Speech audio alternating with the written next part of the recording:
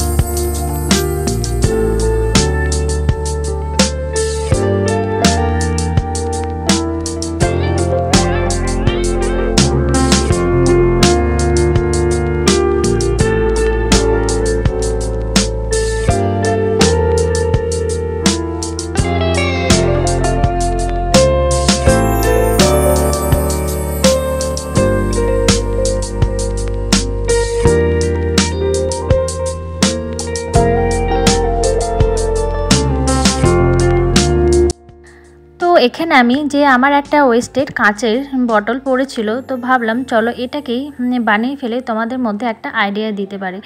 এরকম ধরনের কাঁচের বটল আমাদের বাড়িতে প্রত্যেকের বাড়িতেই থাকে। এই বটলটাকে যদি আমি পেন্ট করে আমার টেবিলে মানে ডেকোরেশন হিসেবেও সাজিয়ে রাখতে পারি, আবার আমি যে ফ্লাওয়ার ভাস হিসেবেও কাজে লাগাতে পারি। তো দেখো এর ফাইনাল লুকটা।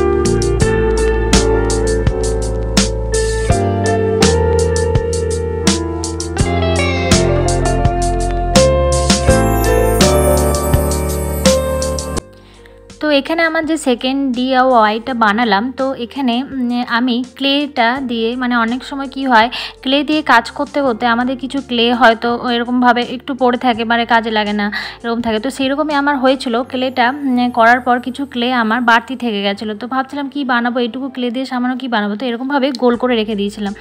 তো ভাবলাম এরকম ধরনের গোল করা আছে, তো এখন মাথায় এলো যে এটাকে যদি আমি আমার এরকম ধরনের যে কাজে লাগাতে পারি। এই যে আমি এটা ম্যাগনেট দিয়ে অ্যাটাচ করে দিলাম আর কালারফুল করে দিয়ে ম্যাগনেট দিয়ে অ্যাটাচ করে দিলাম। এটা আমি ফ্রিজেও ডেকোরেট করতে পারি ফ্রিজ ম্যাগনেট হিসেবেও, আবার আমি আলমারিতেও এরকমভাবে ডেকোরেট করতে পারি। তো চলো ফাইনাল লুক দেখে নাও।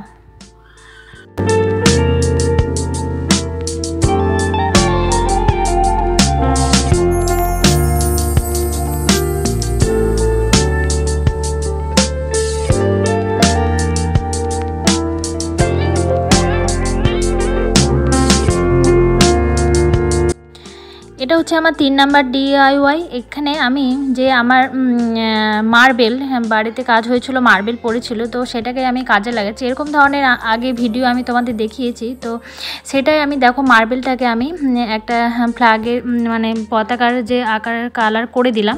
তো এটা আমি আমার কাজে লাগাতে পারি পেপার ওয়েট হিসাবে। আমি যে কোনো ধরো বাড়িতে বা কোনো অফিস বা স্কুলে যে কোনো জায়গায় তো পেপার ওয়েট হিসেবে আমি কাজে লাগাতে পারি। তো দেখো এটা একদম বেশ ভারী ধরনের আর খুব সুন্দর। তো চলো এর ফাইনাল লুক দেখে নাও।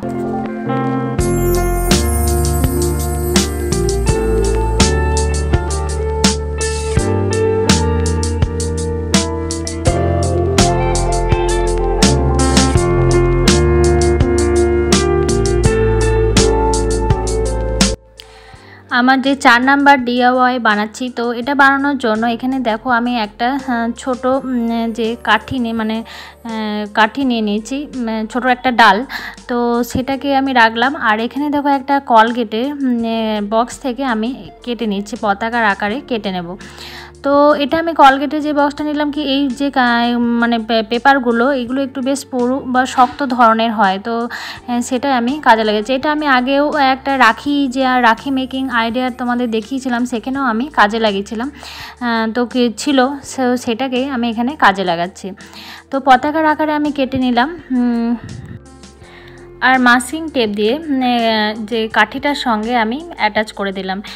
এরপর আমি এখানে আমি যে ক্লে দিয়ে এটার মধ্যে আর কি ক্লে দিয়ে আরও এটাকে মজবুত করে দেব। তো ক্লে দিয়ে আমি কাঠিটাকে কভার করে দেব আর পতাটাকেও কভার করে দেব। পুরো ভিডিওটা তোমরা দেখো।